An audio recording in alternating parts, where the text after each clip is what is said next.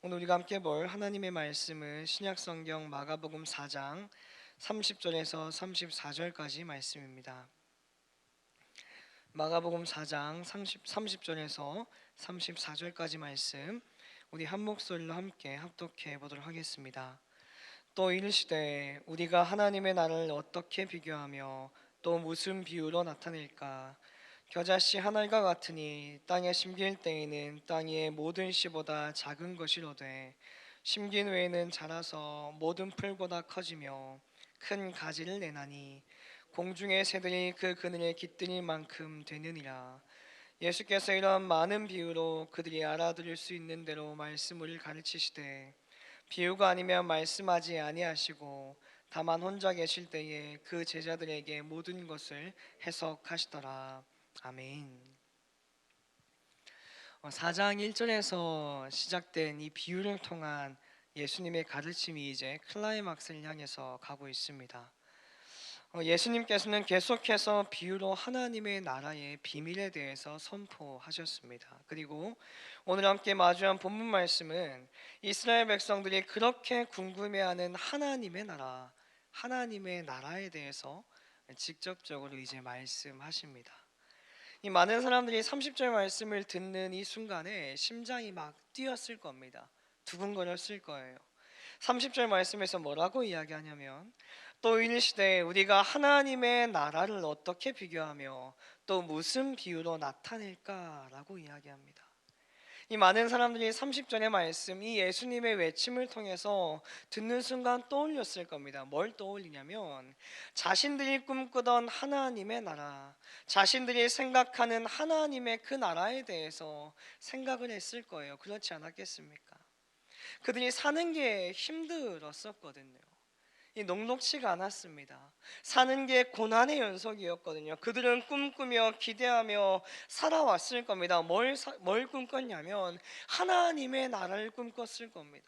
하나님의 나라가 도래하며 메시아가 이 땅 가운데 오시면 이 모든 것들을 다 뒤집어 엎고 모든 문제와 이 어려움들을 해결해 주실 것을 꿈꾸면서 메시아를 대망하며 살아온 사람들이 바로 이스라엘 백성들이었다라는 거죠. 그들이 왜 예수님을 쫓아다니면서 그분의 말씀에 귀를 기울였느냐? 간단합니다. 이 지긋지긋한 현실에서 이 지긋지긋한 아픔과 고난을 끊어내줄 영웅 메시아가 예수님 같았거든요. 그래서 한껏 기대하는 마음으로 예수님의 이 음성에 귀를 기울이면서 나아갑니다. 예수님께서는 하나님의 나라를 겨자씨에 비유하시면서 말씀하십니다. 31절과 32절 말씀인데요. 겨자씨 하나가 같으니 땅에 심길 때에는 땅 위의 모든 씨보다 작은 것이로되 심긴 후에는 자라서 모든 풀보다 커지며 큰 가지를 내나니 공중의 새들이 그 그늘에 깃들 만큼 되느니라 라고 기록합니다. 이 겨자씨에는 특징이 있습니다. 겨자씨는 정말 작습니다.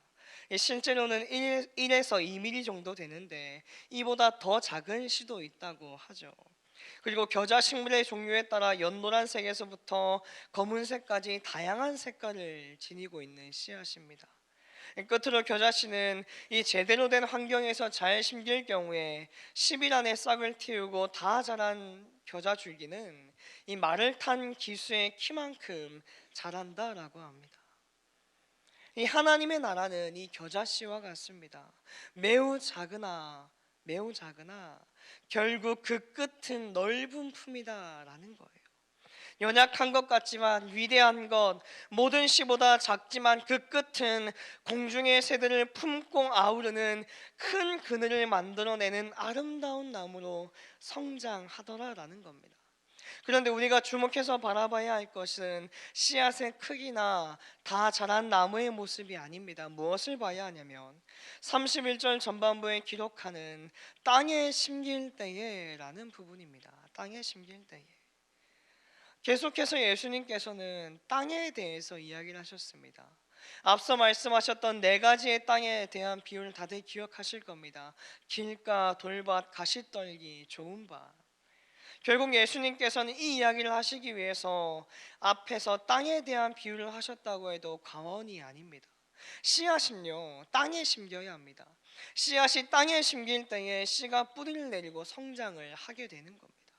씨앗이 자라는 데 있어서 중요한 것이 많이 있겠습니다마는 오늘 우리가 주목해서 바라봐야 할 것은 뿌려진 씨앗의 상태와 씨앗이 뿌려진 땅의 상태라는 거예요.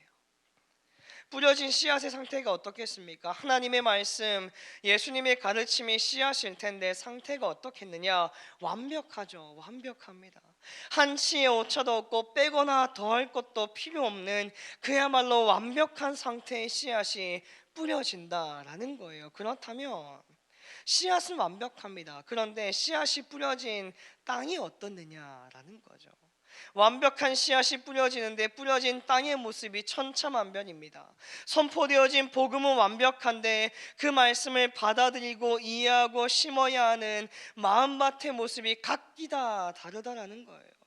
우리는 어떤 상태로 마음밭을 가꿔야 하는지 이미 다 알고 있습니다.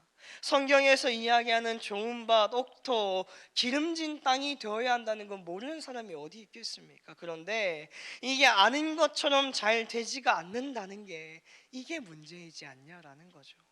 알기는 잘합니다. 내 마음밭이 당연히 좋은 밭, 옥토, 기름진 땅이 되어야 한다는 거 이미 다 알고 있어요. 그런데 이게 아는 것처럼 내 삶으로 살아내는 것이 쉽지가 않더라라는 거예요.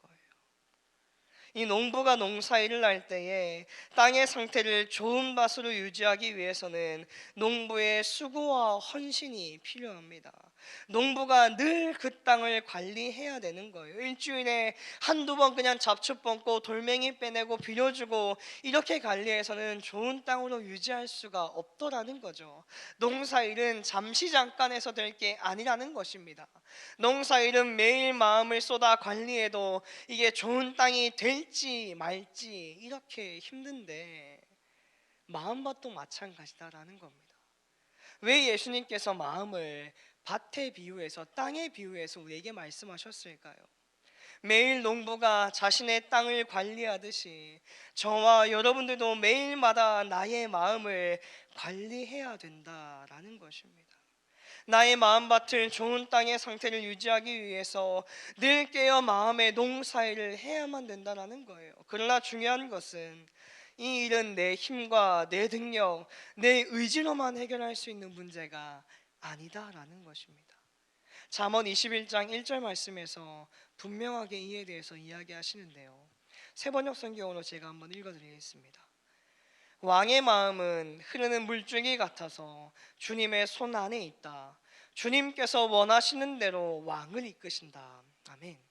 사람이 아무리 계획한다 한들 오직 하나님의 손에 달려 있다라는 것입니다.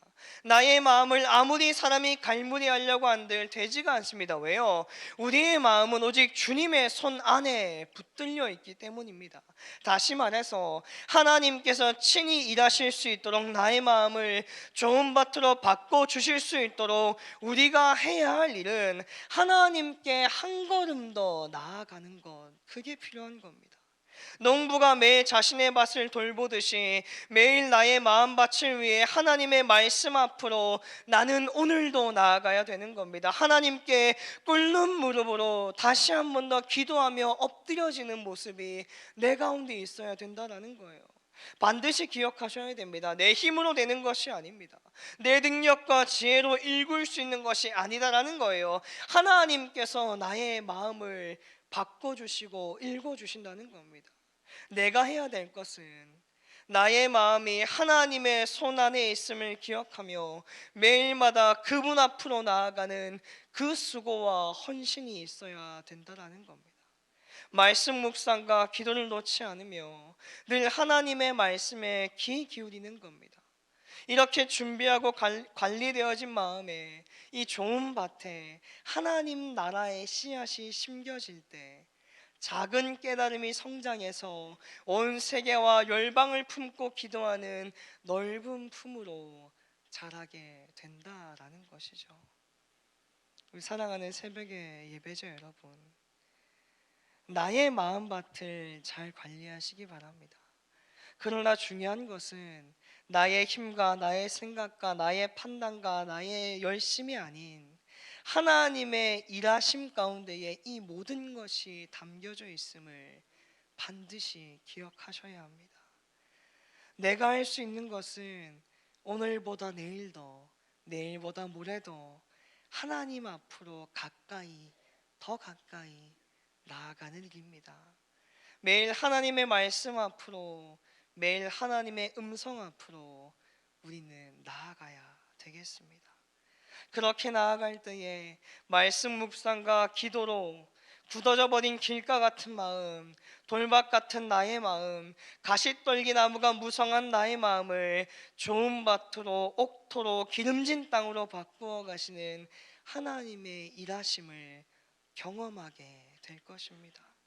그리고 좋은 밭으로 변화되어진 나의 마음에 하나님의 말씀, 예수 그리스도의 그 가르침이 심겨질 때 그 씨앗이 뿌리를 내리고 성장하여 온 세계와 열방을 품고 아우르는 사랑의 나무, 위로의 나무가 될 것입니다.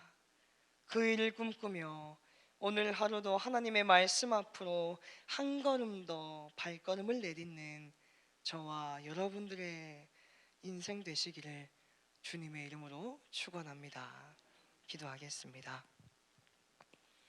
사랑과 은혜가 풍성하신 하나님 아버지, 죽을 수밖에 없는 죄인들을 먼저 사랑하여 주셔서 말씀 듣게 하심에 감사를 드립니다. 믿음은 들음에서 나며 들음은 그리스도의 말씀으로 말미암아 느니라는 말씀대로 오늘 들은 말씀을 붙들므로 나의 마음을 좋은 밭 되게 하여 주시옵소서. 좋은 밭으로 변화되어진 나의 마음에 하나님의 말씀, 예수 그리스도의 가르침이 심겨 씨앗이 뿌리를 내리고 성장하여 온 세계와 열방을 품고 아우르는 사랑의 나무, 위로의 나무가 되는 우리의 인생 되기를 소망합니다. 하나님께서 친히 일하여 주시옵소서. 하나님 나라의 왕 되시는 예수 그리스도의 이름으로 기도드립니다. 아멘. 오늘은 선교에 대한 공동 기도문을 함께 교독하며 기도하시겠습니다. 모든 민족과 나라의 십자가의 복음을 전하도록 온 세계 12개의 선교센터를 세우게 하옵소서.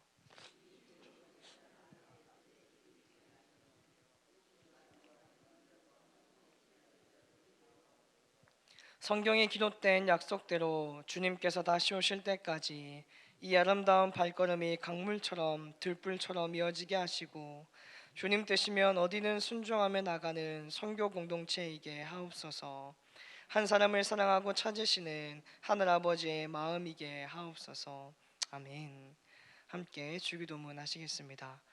하늘에 계신 우리 아버지, 아버지의 이름을 거룩하게 하시며 아버지의 나라가 오게 하시며 아버지의 뜻이 하늘에서와 같이 땅에서도 이루어지게 하소서. 오늘 우리에게 일용할 양식을 주시고 우리가 우리에게 잘못한 사람을 용서해 준 것 같이 우리 죄를 용서하여 주시고 우리를 시험에 빠지지 않게 하시고 악에서 구하소서. 나라와 권능과 영광이 영원히 아버지의 것입니다. 아멘. 이 시간 다음과 같은 기도의 제목으로 기도드리시겠습니다. 지금 들은 말씀이 내 삶으로 이어지게 하옵소서. 말씀상 공동체 성락성결교회 모든 성도들이 하나님이 기뻐하시는 거룩하고 합당한 예배를 드리게 하소서. 보시니 참 좋았더라 말씀 묵상지를 통해 말씀 묵상의 기쁨을 누리게 하소서. 2020년 모든 집중자 훈련 및 찬양 세미나를 통해 찬양의 기쁨과 예배의 신비를 깨닫게 하옵소서. 시애틀 로고스 라이프 교회를 비롯한 12개 선교센터를 통해 온 세계 선교의 비전을 이루게 하옵소서. 대한민국 가운데 하나님의 정의와 공의가 회복되고 믿는 자들이 더욱더 기도하기에 힘쓰게 하옵소서. 공동기도문의 기도 제목과 각자의 기도 제목을 따라 기도하시다가 삶의 자리로 나아가시겠습니다. 함께 통성으로 기도하시겠습니다. 사랑과 은혜가 풍성하신 아버지 하나님 감사합니다. 하나님께서 불러와 주신 귀한 예배의 자리 가운데에 하나님의 말씀으로 주어진 한 주를 다시 한 번 더 살아갈 수 있는 힘과 능력, 용기 얻게 하셨음에 감사를 드립니다. 하나님 다시 한 번 더 말씀 앞에서 마주하는 것은 내 힘과 내 능력으로 할 수 있는 것이 없다라는 것입니다. 하나님께서 친히 나의 마음을 만지시고 내 삶을 주장하여 주심으로 말미암아 하나님께서 친히 일구어 가시고 세워 가시는 기억으로 복된 인생길 낼 수 있도록 주님께서 함께하여 주시옵소서. 그저 우리들은 주어진 삶의 현장의 그 자리에서 오늘보다 내일 더 내일보다 모레 더 하나님의 말씀 앞에 나아가게 허락하여 주시고 하나님의 음성 듣기에 최선을 다하며 살아갈 수 있는